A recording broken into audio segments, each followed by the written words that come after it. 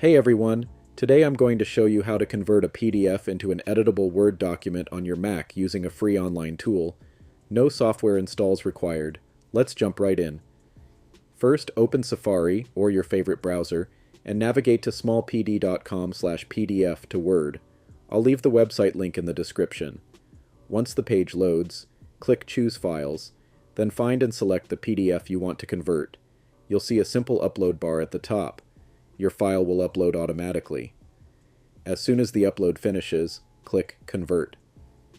Small PDF will process your file in just a few seconds. You can watch the progress indicator, or feel free to grab a sip of coffee while it works its magic. When the conversion completes, the page will display a download button. Click it, and your new .docx file will save to your Downloads folder. Open it in Word or Pages, and you're free to edit text, rearrange images, or update formatting however you like. And that's all there is to it.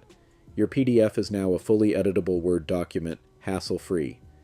If this video helped you out, hit the like button, subscribe for more simple Mac tips, and I'll catch you in the next one.